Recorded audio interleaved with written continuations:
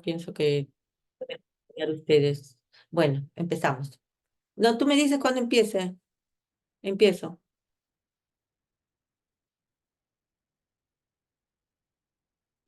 Sería a las 3, doctora. Faltan Como 3 minutos. En 3 minutos, ya. Ujú.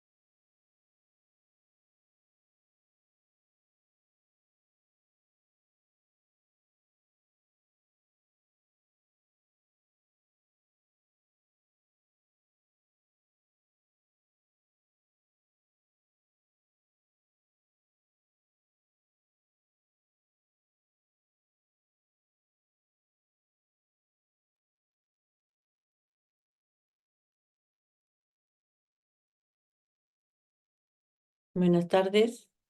¿Empezamos? Hola. Sí, doctora, puede empezar, por favor. sí, doctora. Ya. Vamos a desarrollar un tema bastante importante que es cuerpo extraño en el aparato respiratorio, ¿no? Recordar que ¿perdón? ¿Me escuchan? Hola. Sí se Sí, lo te escucho, escucho, doctor. doctora. Sí, escucha, doctora. La literatura reporta que aproximadamente más de 20.000 de niños de 1 a 14 años mueren por lesiones no intencionales. Antes se llamaba aspiración de cuerpo extraño, pero ahora esta aspiración de cuerpo extraño se encuentra dentro del grupo de lesiones no intencionales. Estas lesiones no intencionales es la tercera causa de muerte en niños menores de 15 años. La prevalencia es más prevalente en el sexo masculino en una relación de 2 a 1. Los cuerpos extraños en pediatría, es decir, estas lesiones no intencionadas. Lo primero que vamos a hacer cuando el paciente llega al servicio de emergencia va a ser pues el triángulo de evaluación pediátrica y el control de las funciones vitales. Entonces, este paciente puede llegar con la historia de la ingesta de un cuerpo extraño o puede llegar con la historia de la aspiración de un cuerpo extraño. Entonces, ¿en qué se diferencian cada uno de los dos? La ingesta de un cuerpo extraño se va a tratar, va a ser probablemente un niño ya mayor, ¿no? Probablemente un niño de 10 años el que va a presentar esa ingesta de su cuerpo extraño. Estamos hablando de un niño escolar, ¿no? Mientras que la aspiración del cuerpo extraño es más frecuente en el niño pequeño, ¿no? En el paciente, por ejemplo, en el paciente, en el lactante, por ejemplo, ¿no? O en el niño preescolar, en niños más pequeños, es la aspiración. Ahora, y también, ¿cuál es la diferencia entre uno y otro en relación al cuerpo extraño? El cuerpo extraño puede ser inorgánico o puede ser orgánico. Si es inorgánico, generalmente en ese grupo de inorgánicos están los niños grandes, ¿no? Los que van a presentar la ingesta de este cuerpo extraño. En cambio, en los pacientes pediátricos, en los lactantes o en los niños más pequeños, la aspiración, pero va a ser la aspiración de cuerpos orgánicos. Independientemente que se trate de una ingesta o que se trate de una aspiración, eh, va a producir mortalidad en el paciente, ¿no? Una morbilidad caracterizada por signos de distrés respiratorio en diferentes grados o simplemente una muerte de ese paciente. Entonces, estas lesiones no intencionales, si ocurren, pueden ocasionar la muerte del paciente, de ahí la importancia. La sintomatología va a depender de las características del cuerpo extraño, va a depender del tamaño del cuerpo extraño, va a depender también de la edad del paciente, ¿no? Un paciente pediátrico se va a comportar completamente diferente a un paciente mucho más grande. Va a depender de la ubicación donde se encuentra el cuerpo extraño y va a dar la sintomatología de acuerdo a esa ubicación. Pero también hay que tener en consideración que a veces ese cuerpo extraño pasa inadvertido, nadie se da cuenta, ¿no? Y es un paciente asintomático que luego puede llegar a la emergencia por diferentes circunstancias y nos damos con la sorpresa que tiene un cuerpo extraño. Al examen físico, el 41 hasta 69% de los casos son normales, generalmente cuando este cuerpo extraño se encuentra ubicado a nivel de los bronquios.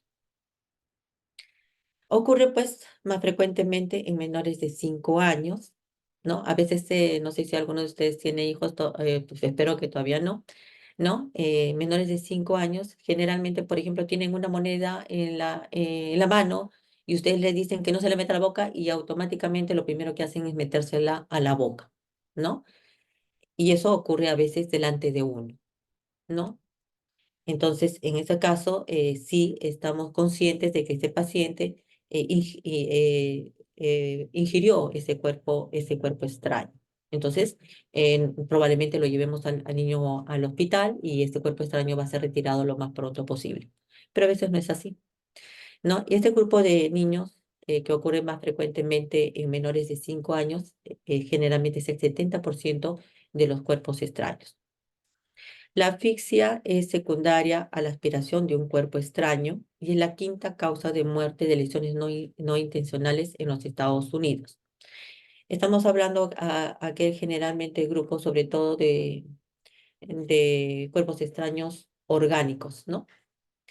Los cuerpos extraños orgánicos que pueden producir de un momento a otro una asfixia severa y el paciente puede fallecer. Los cuerpos extraños más frecuentemente encontrados en los pacientes son las semillas, las nueces, las esferas plásticas, las monedas, las pilas de reloj, las que son en botoncito, ¿no? Alfileres, piedras, etcétera. Eso es lo más frecuente.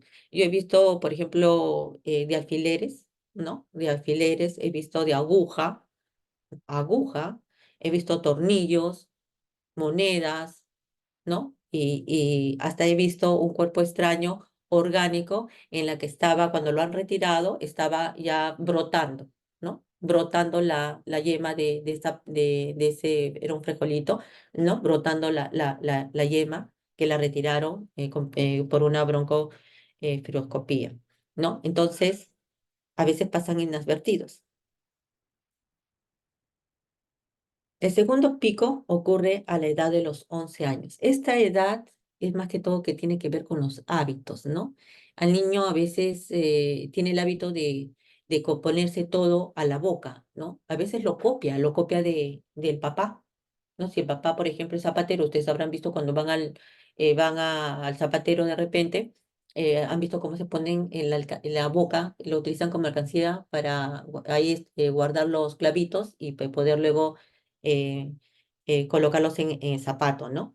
Entonces, así como una persona adulta lo hace, un niño puede estar copiando, imitando, ¿no? Y va a hacer exactamente lo mismo que probablemente hace su papá, ¿no? Entonces, si no corregimos a los niños desde pequeños, vamos a tener pues esos problemas y en estos niños menores de 5 años con cuerpos extraños y en ese segundo grupo que es a la edad de los 11 años.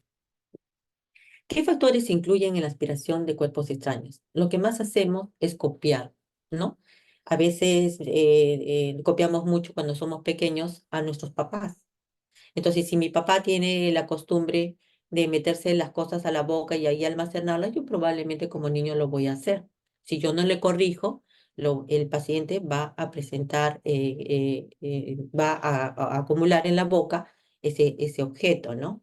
Hay niños que van al colegio y se ponen el lapicero en la boca, pero el lapicero tiene la tapa en la parte superior porque están escribiendo. Entonces, y jugando entre chiste y chiste en plena clase, se aspiran el cuerpo extraño. Entonces, la fase oral de 6 a 18 meses es importante tener en consideración porque influye en la expresión del cuerpo extraño, la natural atracción o curiosidad por algo que es brillante, de determinado color, ¿no? Y que de repente quieren meterse en la boca porque el niño lo primero que hace es tratar de probar todo, ¿no? Mientras más pequeño va a tratar de probar todo, en el niño mayor va a ser diferente, más que todo va a ser por un descuido, ¿no? Y la movilidad, que el niño ya comienza a gatear por todo lado o comenzar a caminar por todo lado, entonces tiene acceso a los cuerpos extraños que puedan estar en la casa, que lamentablemente no tuvimos la precaución de no dejarlos a disponibilidad de ellos y se lo meten a la boca para probarlos, ¿no? Y muchas veces el intento de imitación que hace un momento les he comentado con respecto al zapatero. Acá están los diferentes cuerpos extraños. Todos esos cuerpos extraños yo he visto en la emergencia, ¿no? Entonces, lo que estaba mencionando, lo llamativo del color, como el chiquito que tiene en la boca el juguete color celeste, la moneda que le dices al niño no te lo metas y al toque se lo mete, el lapicero, también hemos visto un lapicero, bueno, todo lugar donde hay orificios, el niño se va a meter las cosas a esos orificios, ¿no?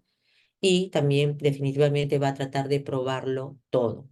A veces ocurre como en el caso, por ejemplo, hemos tenido una niña escolar en la que no, en la que ingresa a la emergencia por presentar distrés respiratorio a consecuencia de haberse pasado justo la tapita del lapicero, ¿no? Entonces, esa tapita del lapicero le produjo una obstrucción, el paciente vino con distrés respiratorio, ¿no? Pero el problema de los cuerpos extraños es que con cada tos el paciente puede expulsar ese cuerpo respiratorio, ese cuerpo extraño y ubicarse en una vía más crítica que pueda producir mayor obstrucción, ¿no?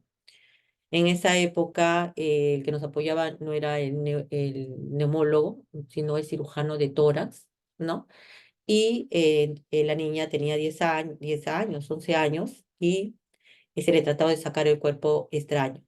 No se pudo sacar el cuerpo extraño durante el procedimiento en sala de operaciones. Y posteriormente, ¿no? La niña, estando ya en hospitalización, comienza a presentar una tos exigente, y la tapa del lapicero sale por la boca, ¿no? Así como salió por la boca, si hubiese sido de repente un niño más pequeño en la que el diámetro de sus vías respiratorias importantes fuese el tamaño del lapicero, entonces hubiese producido una cianosis severa y de repente hubiese muerto, ¿no? Porque el cuerpo extraño se moviliza. Entonces, es por eso que hay que tener mucho cuidado con los cuerpos extraños, ¿no? Hay otras veces que uno no se da cuenta de una úlcera se puede perforar. Hemos tenido también un paciente, y les voy a mencionar, es interesante este paciente ingresa a la emergencia con un tiempo de enfermedad de 3 días, con tos, con moco en la nariz, ¿no? Que había presentado una diarrea, ¿no? Era un paciente con parálisis cerebral, era un paciente que estaba babeando, era un paciente que tenía temperatura de 38, ¿no? Pero tenía parálisis cerebral, había estado con problemas respiratorio, la mamá mencionaba que siempre babeaba, inclusive le cambiaba siempre, la mamá traía varios, eh, eh, ¿cómo se llaman? Baberos, ¿no? Pero era un paciente con una parálisis cerebral severa. salen de alta estos pacientes porque la mamá aparentemente había disminuido el babeo que tenía, había disminuido la temperatura y el paciente lucía pues mucho mejor, en ningún momento tuvo ningún tipo de distrés respiratorio y retorna nuevamente a la emergencia. ¿Quién me puede decir qué pasó probablemente? ¿Alguien me puede decir? Prenda su micrófono y me puede decir. El delegado. Hola, ¿no hay nadie?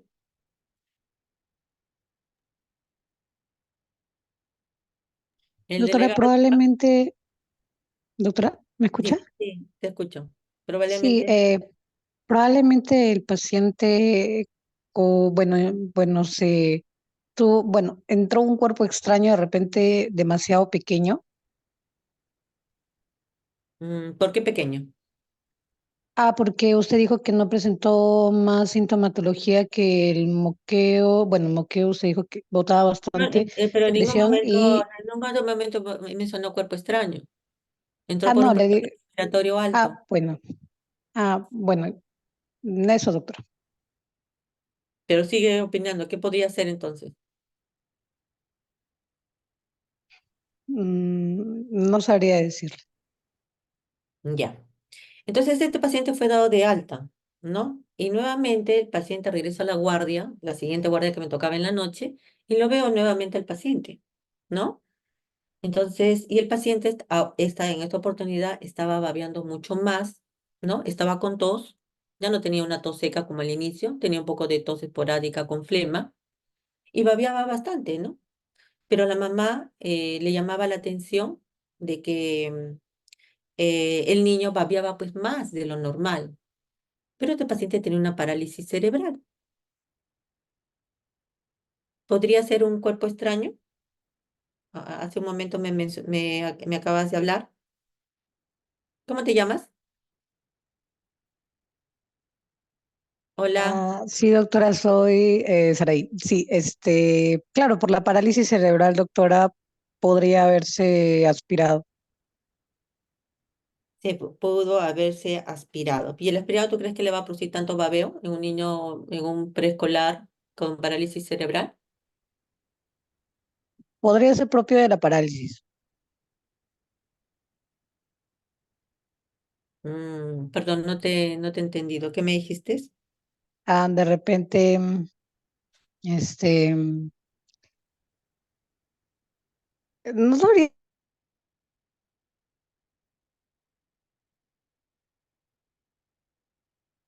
A ver, el decirle, delegado. doctora. Ah, perdón. ¿Cómo se llama tu delegado de la clase? Que no está presente, porque no me responde. Digo, delegado, delegado, delegado, no me responde. Vamos a ver. Es que no quiero pasar, porque si no se me va para ver quiénes están, no tengo los nombres. ¿Me puedes mandar a mi celular, por favor, una foto de todos los nombres? Bueno, gracias por responder, porque son 90 y 101 personas, pero yo no sé si todas estarán presentes o solamente estarán, ¿cómo se llama?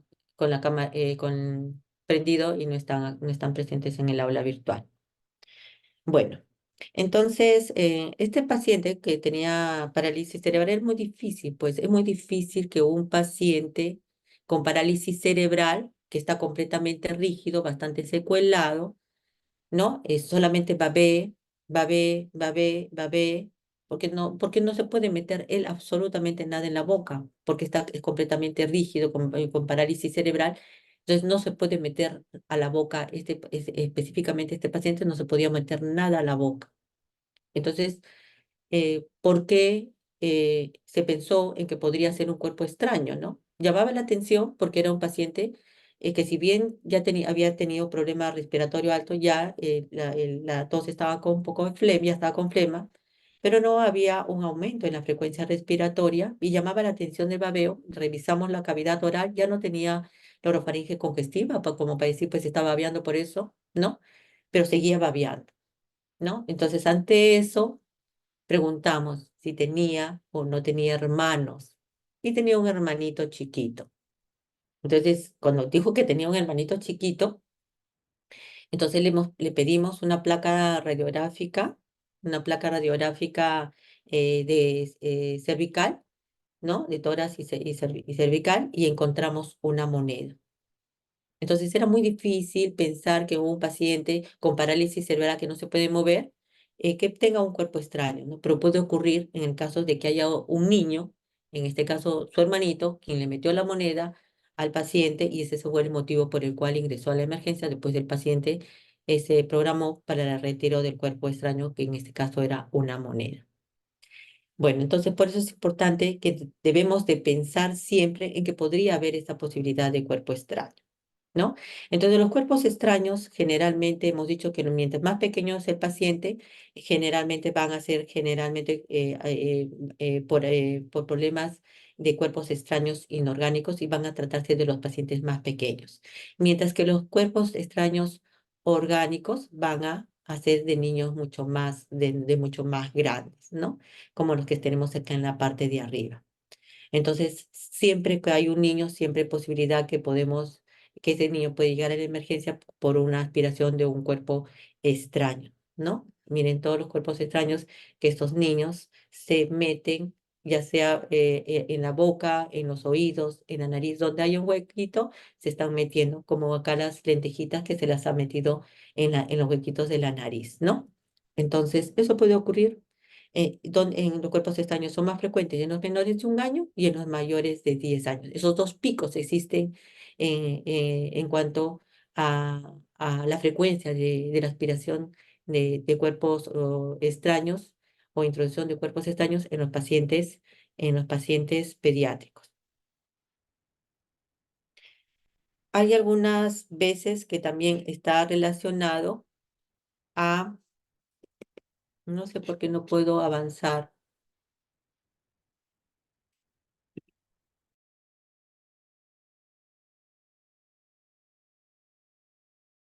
Con la flechita de abajo no me ayuda.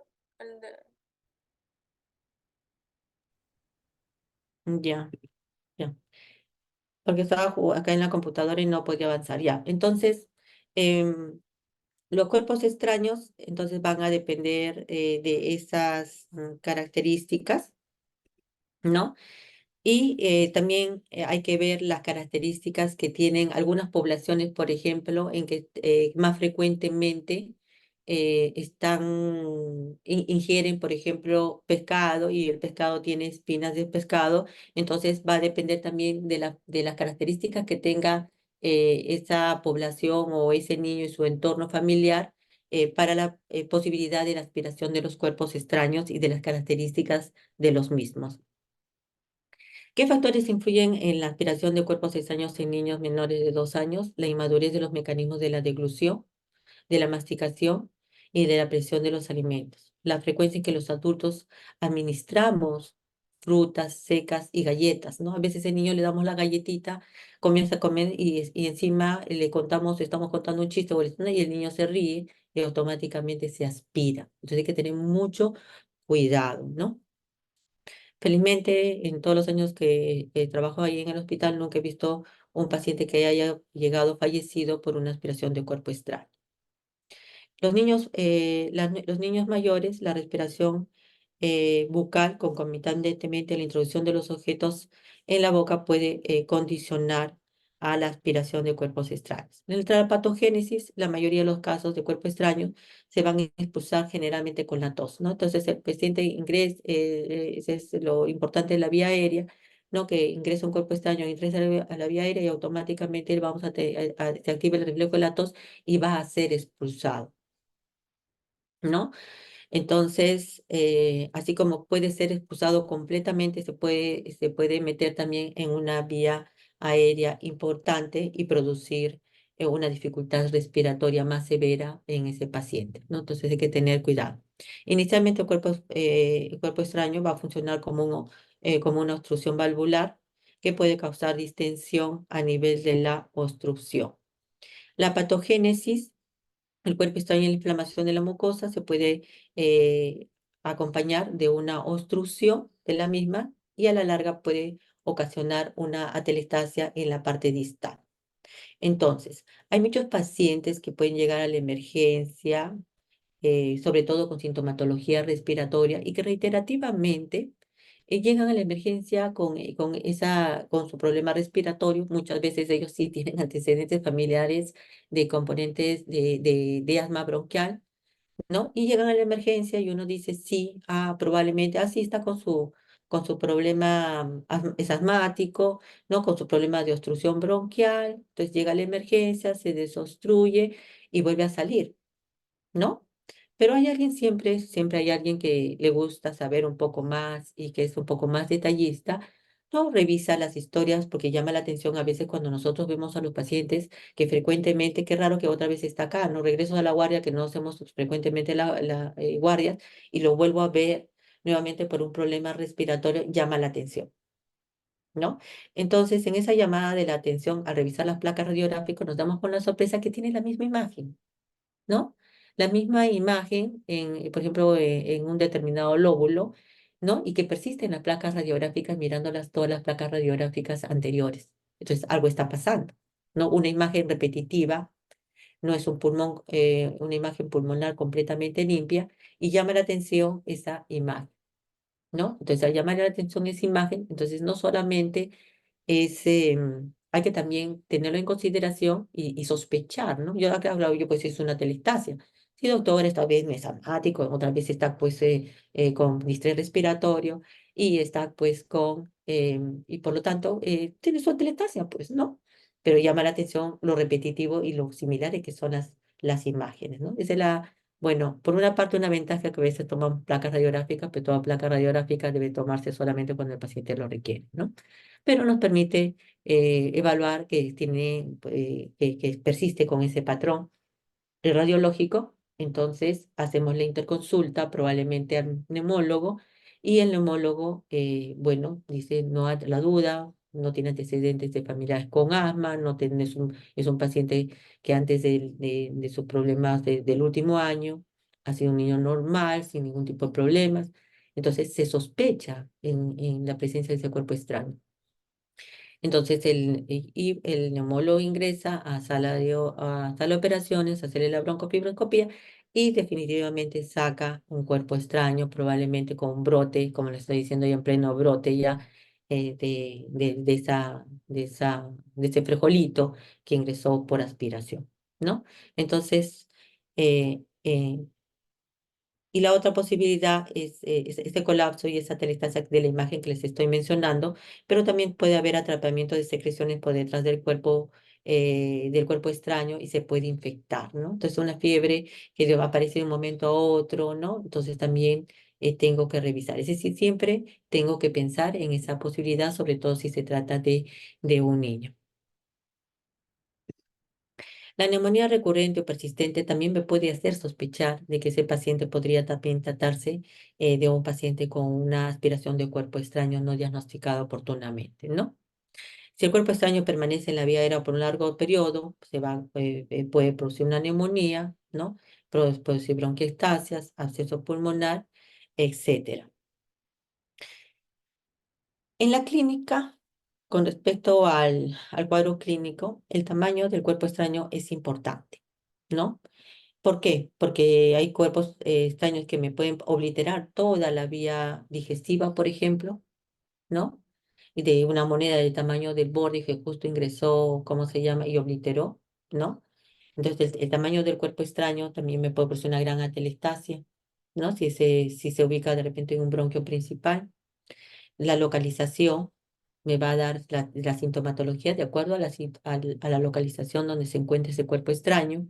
La composición, ¿no? Si es algo orgánico, probablemente ese paciente se va a infectar, va a dar inicio a una neumonía, luego un empiema, y si se puede complicar. Hay un proceso infeccioso en ese paciente. El grado de obstrucción que produce va a determinar el grado de distrés respiratorio que va a tener el paciente. Y el tiempo que permanece en el árbol respiratorio, pues un proceso infeccioso en ese paciente. ¿Qué característica clínica tendría si el cuerpo extraño está en la tráquea? Entonces, ese paciente con un proceso extraño en la tráquea la literatura reporta que podría tener una frecuencia hasta del 7%, y este paciente pues va a ingresar a la emergencia porque presenta tos, porque presenta una tos un poquito metálica, presenta estridor, ¿no? Se sofoca con los síntomas. ¿no? Y voy a encontrar un golpe audible, ¿no? Característico de choque, ¿no? Y palpable por la detección momentánea en la región subglótica, de repente dependiendo del tamaño del cuerpo extraño, ¿no?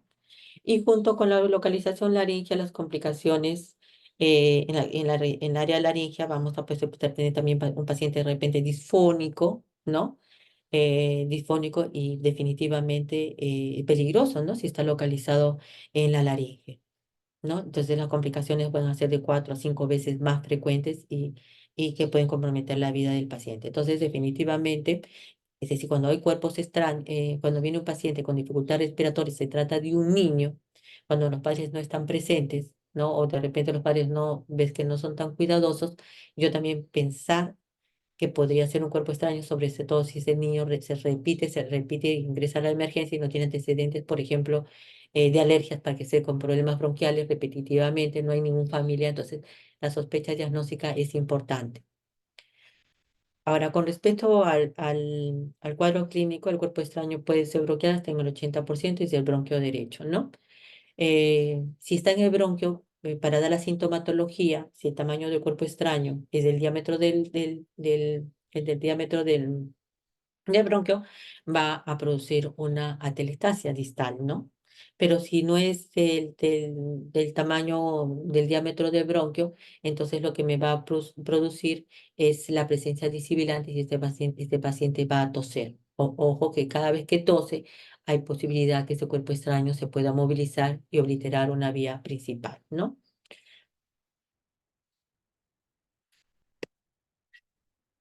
A ver, levanten las manos para ver si están presentes.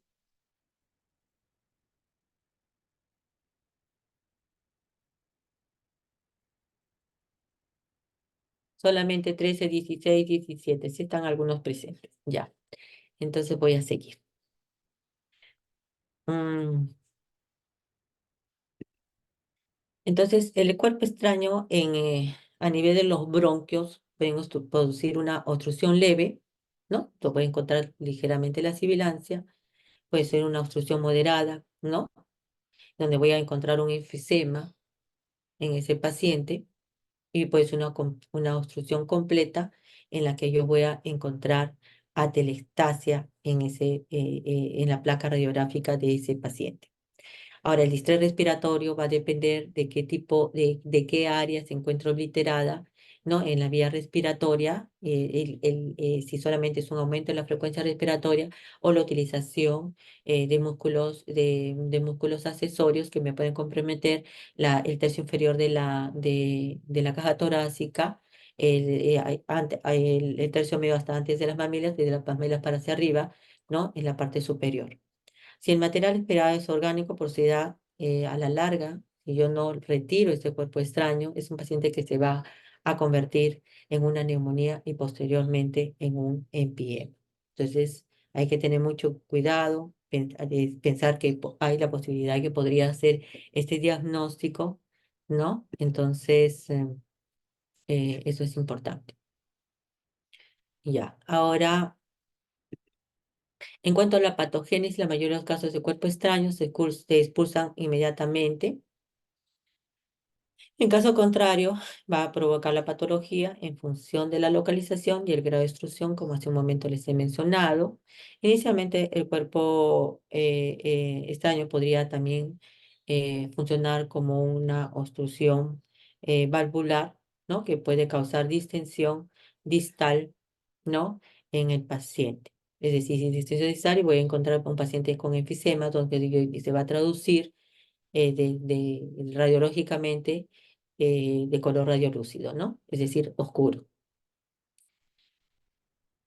Posteriormente, el cuerpo extraño va a producir inflamación de la mucosa y a la larga, con las secreciones y todo, se va a producir una atelectasia. Entonces, voy a tener la clínica de una atelectasia. Les digo, voy a tener con el cuerpo extraño la clínica de todo, ¿no? Un enfisema, una atelectasia, un empiema, de acuerdo al tiempo, de acuerdo a la localización del cuerpo extraño, de acuerdo al tal, ¿no? Entonces, voy a encontrar todas las características de diferentes patologías cuando hay un cuerpo extraño, dependiendo dónde se encuentra ubicado, dependiendo del tiempo, ¿no? Etcétera. y existe atrapamiento de secreciones por detrás del cuerpo extraño. El cuadro clínico va a depender de lo hace un momento que hemos estado conversando, va a depender del tamaño del cuerpo extraño, va a depender de la localización, de la composición, del grado de destrucción que produce, del tiempo de permanencia en el árbol respiratorio. Con respecto al periodo inmediato, posaspiración, el paciente va a presentar tos súbita. ¿Por qué se hace el diagnóstico? El diagnóstico se hace pues en aquel paciente que está jugando de repente tranquilo y de un momento a otro presenta esa tos súbita. El paciente presenta, ustedes ven que el paciente tiene esa asfixia, ¿no? Ese ahogo, que podría tener estridor o no, ¿no? Y que después se puede quedar tranquilo, ¿no? Y de repente veo que la frecuencia respiratoria está aumentando y si yo lo ausculto podría encontrar sibilancia.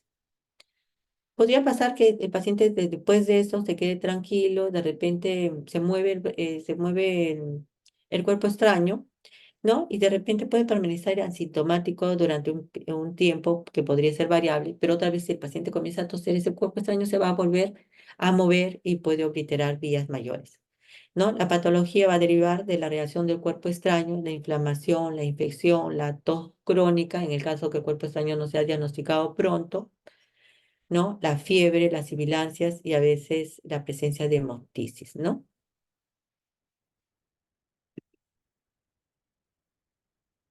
El cuerpo extraño está a nivel de la laringe, es menos frecuente, entre 2 a 12%, generalmente en los menores de un año.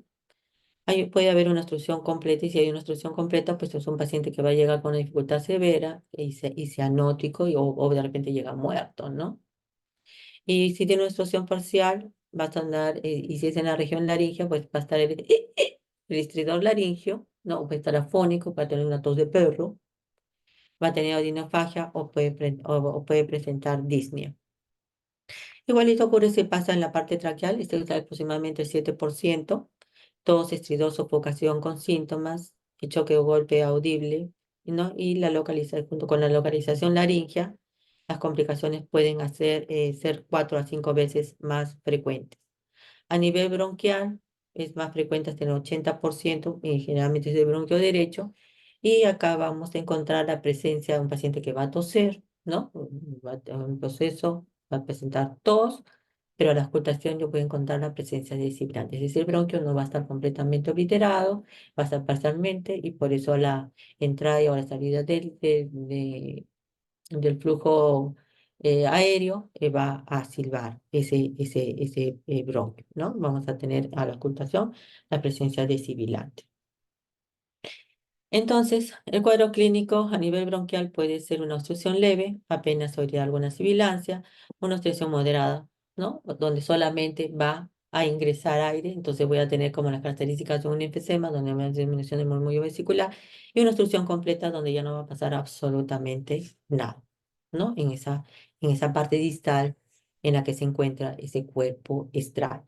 Si el material aspirado es orgánico, va a producir neumonía y empiema posteriormente, si no se retira ese cuerpo extraño del paciente. El diagnóstico, lo más importante. La historia clínica es muy importante en el diagnóstico. Basándonos en los signos y síntomas, nosotros tenemos que estudiar de los libros para poder entender mejor, nunca se nos va a olvidar, ver la fisiología, la fisiopatología, ¿no? Y completar. No de la clase teórica, sino tienen que leerlos. Y leyendo van a ganar más ustedes y serán mejores médicos. Entonces, la historia clínica es muy importante, pero en el caso del cuerpo extraño, tengo que pensar esa posibilidad porque hemos visto que copia la sintomatología. Si no es detectado a tiempo y no se piensa en el cuerpo extraño, en esa aspiración de cuerpo extraño, puede tener diferentes tipos de patologías, ¿no? De una laringitis, de un problema bronquial, de una neumonía, de una atelectasia, es decir, diferentes patologías, ¿no? Con diferente clínica. Pero entonces, ¿qué tenemos que hacer? Sospechar en esa posibilidad, pensar para que pueda ver esa posibilidad. Nunca olvidarnos que podría ser un cuerpo extraño, ¿no? Sobre todo aquel paciente sin historia es en historia de alergias y que reitera y reingresa por la emergencia y que llama la atención que siempre que lo ven, siempre le encuentran sintomatología en determinado lado del pulmón. Entonces, sí, hay que sospechar, ¿no? Sospechar. Entonces, la historia clínica, importantísima. Siempre va a ser importante la historia clínica. El cuadro clínico, los signos, los síntomas, ¿no? Para ver si hay una obstrucción moderada, no solamente ingresa el aire, más no sale, por eso es enfisema, una obstrucción completa, ¿no? Y una velocidad de telestasia.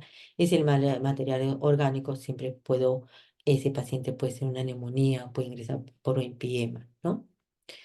¿Cuál va a ser qué voy a utilizar? Puedo utilizar una placa radiográfica y comparar como hace un momento recién mencionado del pacientito que les conté, ¿no? O a veces tengo que tomar una tomografía, ¿no? Porque tengo duda diagnóstica y me llama la atención, que siempre viene esa imagen que se repite, ¿no? Entonces, tomaré una tomografía, felizmente en el Rebagliati, cuando sean internos de Rebagliati, pues tienen la facilidad que no se tiene de repente en otros hospitales en las que ustedes pueden llegar al diagnóstico de casi todos los pacientes, ¿no? ¿Por qué? Porque no solamente la sintomatología, sino también contamos con ayuda diagnóstica, ¿no? Que permite que digamos, sí, esto fue un cuerpo extraño, ¿no? Y con evidencia.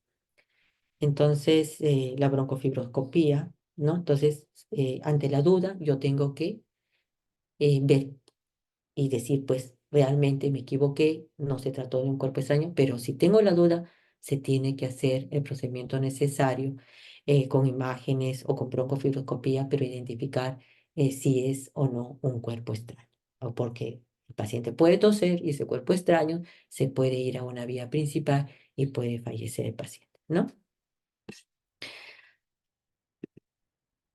Entonces yo voy a pedir radiografías de cuello frontal y lateral, bueno, va a depender de dónde se encuentra localizado el cuerpo extraño, de donde yo piense que se encuentra localizado el cuerpo extraño, radiografías de pulmón frontal antero-posterior.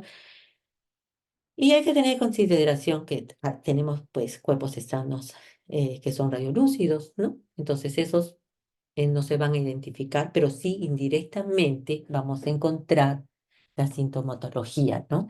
Las imágenes indirectas pero tengo que pensar que podría ser un cuerpo extraño, ¿no? De 17 a 25% la radiografía puede ser normal, ¿no? Los cuerpos extraños en su mayoría son radiolúcidos. Los cuerpos extraños metálicos, como las pilas de reloj, municiones o esferas de acero, son radioopacos. ¿Pero qué porcentaje es? Es 7 a 10%, ¿no? Estos son mucho más frecuentes. El diagnóstico, imagen, la radiografía, la placa radiográfica se toma expirada. ¿Por qué expirada? Porque expirada me va a permitir verificar si este paciente tiene o no tiene atrapamiento de aire, ¿ya? E indirectamente buscar ese cuerpo extraño, indirectamente, ¿no? Entonces observa la zona de hiperventilación y el no puede estar desviado hacia el lado contrario a la obstrucción causada por el cuerpo extraño. El cuerpo extraño estudia toda la luz bronquial, el paciente puede presentar atelectasia, y si esa atelectasia puede encontrar una radiopacidad zonal y se encuentra localizada, ¿no? Entonces, eh, el espacio intercostal también voy a encontrar en la placa radiográfica disminuido, porque está disminuida ¿no? Veo la placa radiográfica, toda la caja torácica de la parte superior y la parte media está bien, ¿cómo se llama? Expandido, veo bien simétricos los espacios intercostales y en la parte inferior como que la veo media pinzada en un lado en relación al otro. Entonces también me tiene que tengo que sospechar. Indirectamente estoy sospechando. Entonces tengo que pensar para poder pensar sospechar en el diagnóstico para tener la oportunidad de decir si fue un cuerpo extraño. Entonces, el espacio intercostal está disminuido en la zona de la telestasia y el mediastino puede estar desviado hacia la zona donde se encuentra el cuerpo extraño, ¿no? Entonces, la telestasia siempre jala hacia el lado donde está el cuerpo extraño, o siempre jala hacia ese lado. Ya, entonces, continuando. A ver, vuelvan a levantar la mano a ver si están presentes. Levanten la mano. Solamente 13, 16, 18, pero son 100 y solamente hay 25 levantando la mano, 33, 35, 37 y 41, 44, ya, bueno, lo menos 45, bueno, supuestamente están presentes, ya. Pero es interesante. Cuerpos extraños es bonito. Ya. Entonces acá tengo imágenes que ustedes van a ver, ¿no? En la parte superior, el niño de 18 meses con una obstrucción a nivel traqueal. No se ve bien, pero ustedes ahorita no lo puedo bajar. Pero en la parte superior, ¿no? Van a ver una obstrucción, ¿no? Una obstrucción en la parte con las tres semillitas de maní.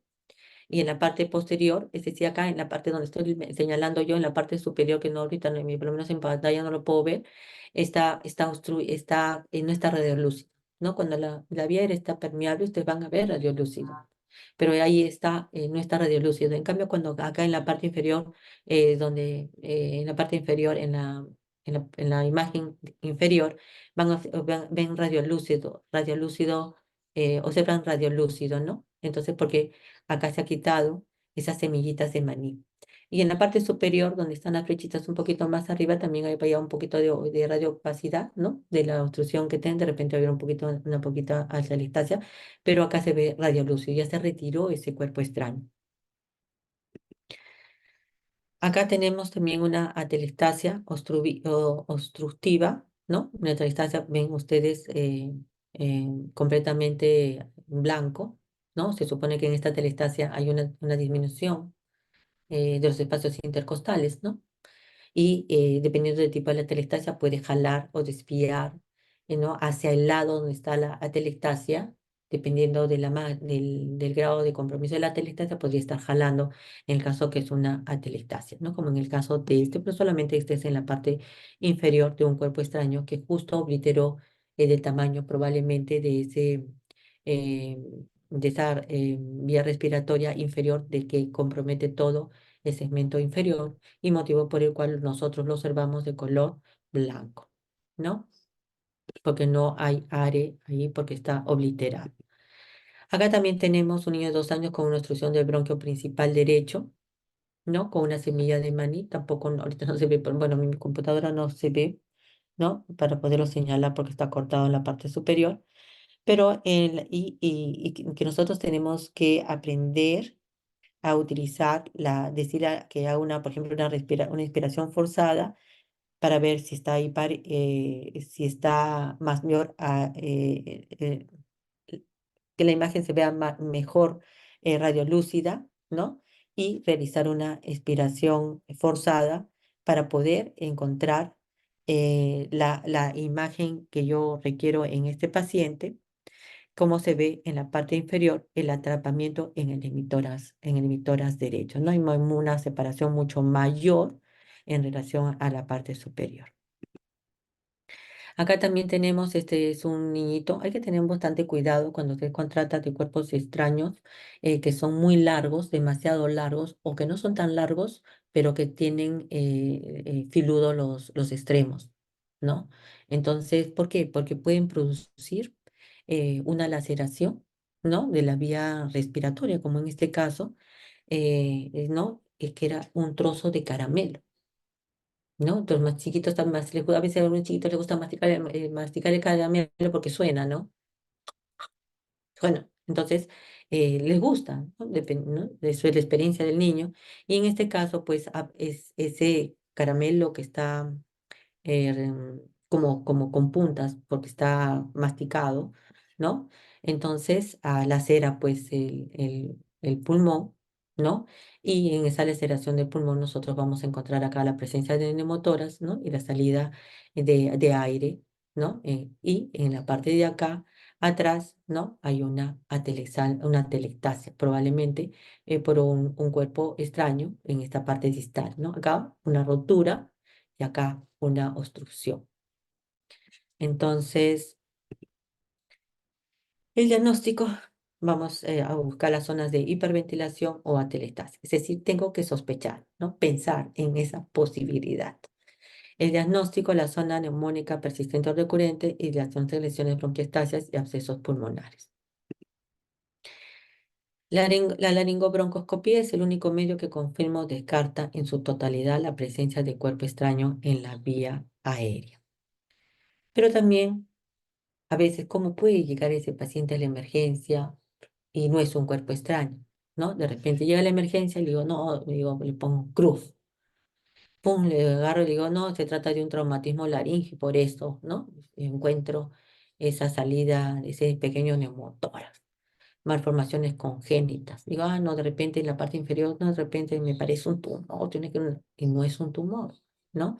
Entonces, todas estas posibilidades, ¿no? Entrarían en el diagnóstico diferencial, ¿no? Y a veces decimos y ponemos estos diagnósticos y no pensamos en que podría ser un cuerpo extraño.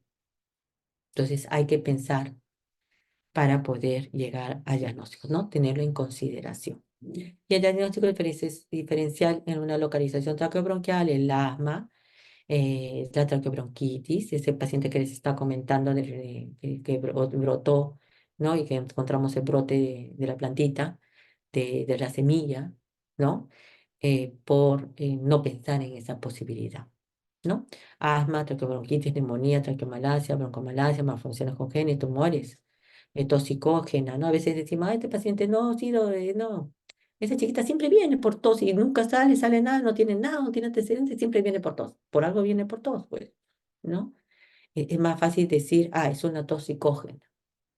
No, tenemos que cambiar, ¿sí? Generalmente cuando llega, bueno, realmente no he visto hace tiempo,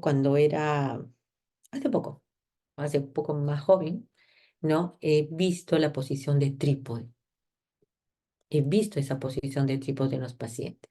En el paciente asmático, he visto esa posición de trípode en el paciente con fibrosis quística, ¿no? Que trata, se inclina para poder respirar mejor, ¿no? Entonces, pero ya no vemos un paciente con estas características, ¿no? De repente porque hacemos un mejor diagnóstico, porque ya tenemos medicamentos que nos permiten mejorar la condición del paciente, entonces ya no vemos esa posición trípode. Si pues posición trípode viene paciente con dificultad respiratoria, automáticamente pues le tengo que colocar oxígeno a este paciente, ¿no? Y mejorar la parte de vía respiratoria, pero este paciente está con una localización en la vía superior, pero está con gran dificultad respiratoria. Entonces yo tengo que agarrar y tengo que darle, desobstruir esta vía respiratoria. Es diferente a este paciente que de repente también llega a la emergencia con dificultad respiratoria, pero está con tos, ¿no? Entonces está tosiendo. Entonces, si está tosiendo, hay que permitir que siga tosiendo porque de repente podría eliminar ese cuerpo extraño, pero hay que tener bastante cuidado también porque ese cuerpo extraño, si bien puede salir por la boca, también podría obliterar una vía principal y podría ser peor, ¿no? Pero en este caso, lo que tenemos que hacer, pues, si hospitaliza a este paciente, le damos oxígeno, pues tenemos una posición coma, inmediatamente su riesgo quirúrgico para que pueda entrar a la sala para desobstruirlo, porque se puede mover y obliterar una vía principal, ¿no? Y ahí fue, nosotros también. Entonces, el cuerpo extraño a largo tiempo de evolución puede producir una inflamación, se puede infectar, si se infecta hay que darle antibióticos y corticoides. Aproximadamente 1 o 2 miligramos por kilo por día de metilprednisolona, ¿no? De 3 a 7 días, pero transitoriamente y después hay que solucionar el problema, ¿no? Entonces, el tratamiento, fisioterapia respiratoria posterior a la extracción del cuerpo extraño, antibióticos, ¿no? Corticoides, ¿no? En el caso que se requiera, ¿no? En el caso de que no se requiera, no debemos usarlo, ¿no? Hay que tener bastante cuidado, ¿no? Siempre todo con precaución, siempre pensando en todas las posibilidades, siempre buscando los antecedentes, ¿no? En el paciente y dependiendo del cuadro clínico del paciente, ¿no? Un niño consciente, activamente atragantado, afónico, mínimos movimientos diarios, requiere inmediatamente procedimientos no invasivos. Si el niño está estable, rosado, atragantado y vocalizando bien, intento retirar el cuerpo extraño, ¿no? Mediante una laringoscopía, broncoscopía programada, me va a permitir controlar la situación. El tratamiento en menores de 1 año, debo evitar la maniobra de Gentry porque le puede producir daño al paciente y mayores de 1 año se recomienda la maniobra. El barrido ciego no está indicado, está contraindicado, ¿sí? En los niños más pequeños y en los niños en general. Si el cuerpo extraño está allí, se prepara al paciente, ¿no? Para retirar el cuerpo extraño. En un cuerpo extraño, en una extracción de cuerpo extraño, se utiliza el broncofibroscopio rígido para retirar un cuerpo extraño. Para hacer el diagnóstico se utiliza un broncofibroscopio flexible. En el servicio de neumología, pues cuenta con ambos broncofibroscopios, ¿no? Las complicaciones del cuerpo extraño: obstrucción de la vía aérea, neumotona, neumomestrino, edema laringio, laceración laringia, estenosis y fístula esofágica, ¿no? Eso es con respecto a los pacientitos. Pero también en la emergencia podría llegar un paciente que ladra como un perro, ¿no? Que puede entrar con una laringotraqueobronquitis con CRUF, con una historia de una laringitis aguda, con una laringotraqueobronquitis aguda, ¿no? Y dije, doctora, pero toititos van a entrar con diferentes nombres. Sí, pero todas esas actualmente están dentro del grupo de las laringitis. Es decir, esa laringitis que ya puede ser una laringitis subglótica, puede ser una laringotraqueobronquitis, una laringotraqueitis, una laringotraqueobronquitis aguda, ¿no? Entonces, esas pueden ser de diferentes tipos y que pueden llegar al servicio de emergencia pediátrica. Entonces, ¿qué características tienen estos pacientes? Va a entrar pues a la emergencia y yo voy a escuchar una tos traqueal, voy a escuchar un estridor laríngeo inspiratorio y va a estar completamente disfónico. Entonces va a entrar y dice, sí, es una tos de perro, doctora. Ah, sí, es una tos de perro, ¿no? Este paciente va a presentar una tos de perro. Entonces, pero ¿qué características tiene este tipo de pacientes, no? Generalmente, pues se trata de un paciente que tiene esta edad entre 6 meses y 3 años de edad, ¿no? Hay una historia familiar de riesgo de 3.2 veces, ¿no? De desarrollar este cuadro de laringitis aguda si tiene el antecedente familiar. Y de 4.1 veces más de hacer un cuadro más severo si tiene este antecedente familiar.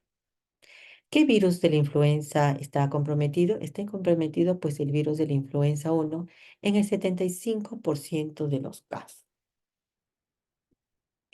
En el 75% de los casos, ¿no? Acá ven ustedes la glotis, acá normalmente ven las cuerdas normales, todo excelente, y miren acá completamente edematizado, ¿no? Con una obstrucción casi total.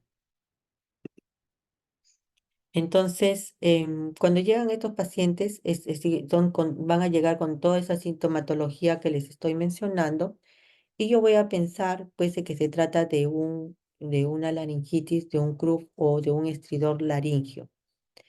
Entonces, antes había duda en cuanto a los tipos de los diferentes tipos de diagnósticos. Ahora todos se engloban en un solo grupo, ¿no?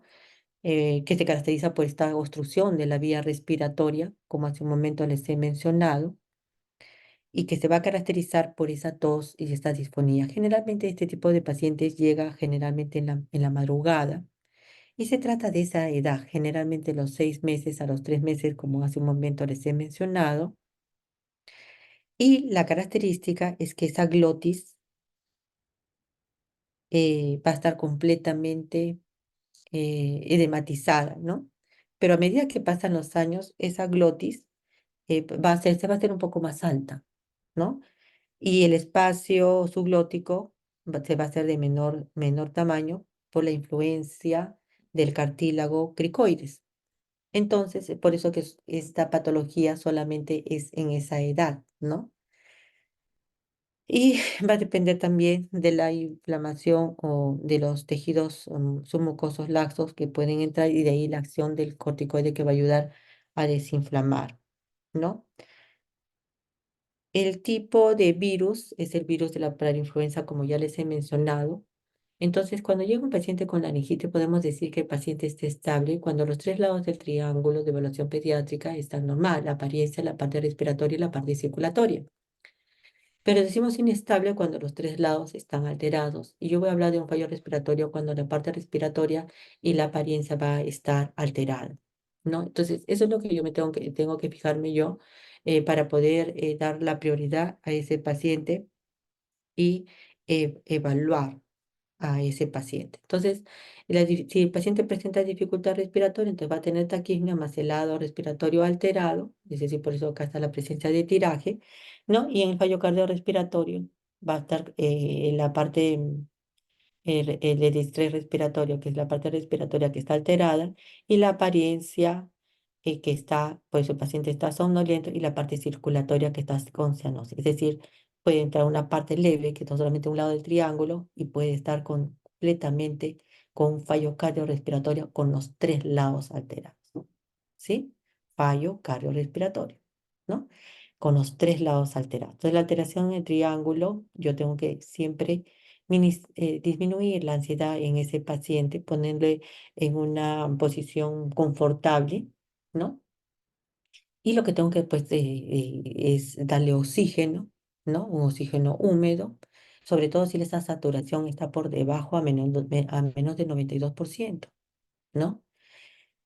Y buscar a qué clasificación del score está, ¿no? Si tiene una laringitis moderada, es de 4 a 5, una laringitis grave, generalmente con un score mayor de 6, ¿no? Y voy a tomar. Entonces, lo primero que voy a hacer, como ya hemos mencionado, es automáticamente tengo que agarrar y ponerle oxígeno, ¿no? Porque acá está con un fallo cardiorrespiratorio y acá está, podría estar también con un fallo previamente con un fallo respiratorio, ¿no? Entonces, lo que tengo que hacer es darle a este paciente adrenalina nebulizada 0,5 miligramos, máximo 5 miligramos, y una dosis de dexametasona, 0,6 miligramos por kilo por dosis, ¿no? Y generalmente con la primera dosis, ustedes van a ver que con la primera dosis, la única dosis, ese paciente mejora necesitando el corticoide, ¿no? Y ahí aplicándole la adrenalina. Entonces, lo que va a producir una vasoconstricción, ¿no? Y va a disminuir el efecto y ese edema de esta imagen que estamos viendo acá. Y ese paciente se va a su casa tranquilo, sin ningún tipo de problema. Pero cuando llega, ustedes van a ver un niño ansioso, con la falta de aire, está ansioso, irritable, y ustedes ven que los mira fijamente y lo ven que está con distrés respiratorio, ¿no? Y que escuchas, si escuchan esa tos de perro, pero que cuando ya está más severo esa tos de perro, ya no, porque ya la vía estaba completamente obstruida. Entonces, el tratamiento es inmediatamente darle corticoides, nebulizarlo con adrenalina y colocarle oxígeno a ese paciente que está con distrés respiratorio, ¿no? Pero es una infección viral, pasa le hacemos las nebulizaciones y ese paciente va a mejorar, lo evalúo, veo que la frecuencia respiratoria ha disminuido y voy a ver que el paciente ya está bien y le voy a dar de alta. Algunas veces podría llegar el paciente, como es una infección viral por un virus, ¿no? De la parainfluenza, entonces yo tengo que bajar la temperatura también, ¿no? No solamente ver la parte de la obstrucción, sino también además agregarle para disminuir la temperatura. Generalmente es más frecuente en los varones, ¿no?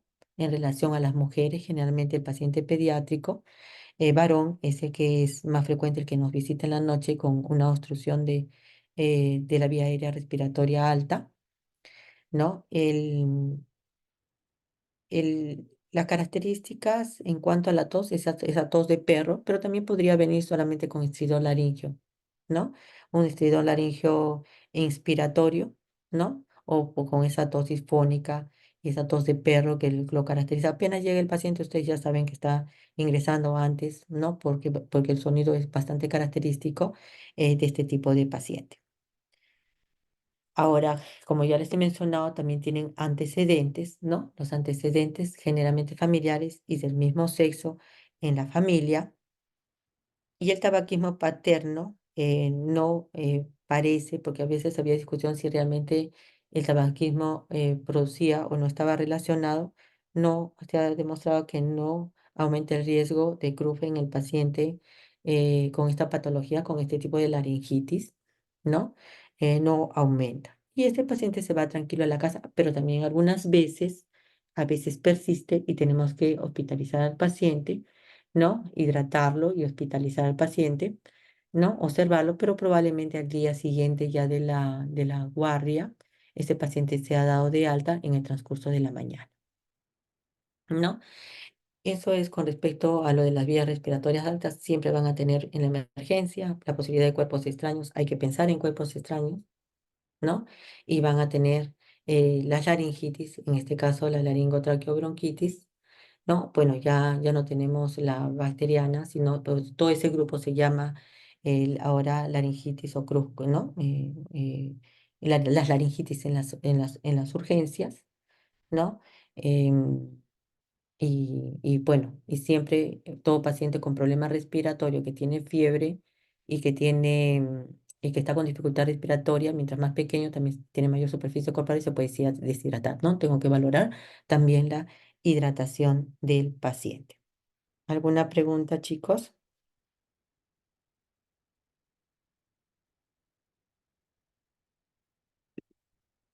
Y acá tienen la escala, ¿no? La escala de gravedad de Parel-Cruz, ¿no? Que son indicadores de gravedad, el estridor, ¿no? La presencia de tirajes, la ventilación del aire. Se supone que si la vía respiratoria alta está disminuida, yo voy a encontrar en ambos campos pulmonares la disminución de la entrada del aire, ¿no? La cianosis dependiendo del grado de obstrucción total, ¿no? De que tenga el paciente en la vía respiratoria alta y la presencia de agitación. Acuérdense que el paciente cuando está con falta de oxígeno, es un paciente que ustedes lo van a ver irritable, ¿no? Está irritable porque le falta el oxígeno. Pero cuando ya este grado de dificultad respiratorio ha aumentado y el paciente está con saturación de oxígeno más bajo, ustedes lo van a ver somnoliento. Entonces, también tienen que aprender a mirar eso. El paciente que llega irritable es que llora, ¿no? Está irritable o que simplemente los está mirando fijamente y ustedes ven que ya ni siquiera quiere hablar, pero los está mirando fijamente porque les falta el aire. Entonces, porque cuando ya está mal, ya está somnoliento, ¿no? Cuando ya le falta oxígeno, ya no ventila adecuadamente, va a estar con tendencia a sueño. Pero cuando ya recién empieza a faltar el aire, va a estar irritable porque está desesperado porque le falta el aire, ¿no? Y va a tratar de respirar un poco más, ¿no? Entonces, eso también tienen que aprender a ser observadores, ¿no? Observadores. Y todo lo que estudien el día de hoy, o que la patología que ven el día de hoy, la tienen que ir a estudiar. Ese día. Entonces van a ir avanzando poco a poco, pero ese día tienen que ir a estudiar. Del libro, por lo menos de 2 tratados. Bueno, la clasificación según este score es leve, moderado y grave. No leve, con 3 puntos, moderado de 3 a 7 y grave, mayor o igual a 7. Eso sería todo. Gracias.